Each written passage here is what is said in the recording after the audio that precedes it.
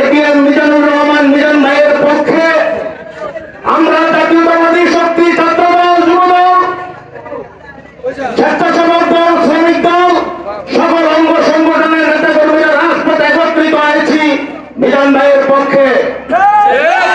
আমরা দলের নিবেদিত সৈনিক, আমরা দলের বিরুদ্ধে নই, দলের সিদ্ধান্তের বিরুদ্ধে নই। তবে হরিজন ব্রাহ্মণ পাড়ার দীর্ঘদিন পথ চলার সাথী নিরীহ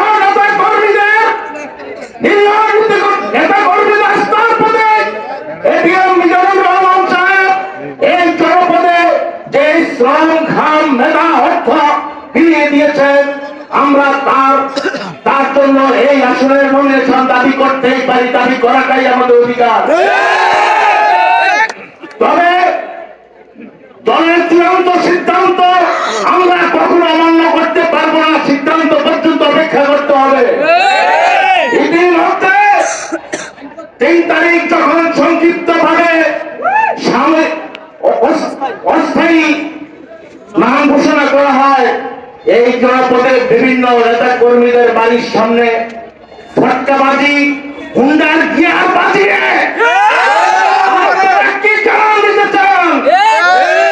মিজান চেয়ারম্যান বানের জলে ভেসে আসে নাই, আর আমরাও বানের জলে ভেসে আসি নাই। নির্বাচন করতে হয়, আমাদেরকে আপসি নিয়ে নির্বাচন করতে হবে। আমাদেরকে বিতাড়িত করে বাদ দিয়ে নির্বাচনের চিন্তাও করবেন না। আমরা কোন আলু পাল্লি না, আমরা কারোর তুলিতে পড়ে যাব, রাজপথে বেরিয়ে গেছি, এই রাজপথে জবাব দেব।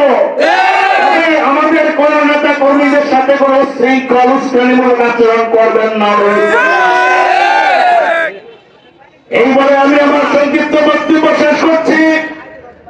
বাংলাদেশ জাতীয়তাবাদী দল জিন্দাবাদ, শহীদ প্রেসিডেন্ট অমর হোক, বেগম খালেদা জিয়া জিন্দাবাদ, তারুণ্যের অহংকার আগামী রাষ্ট্রনায়ক তারেক রহমান জিন্দাবাদ।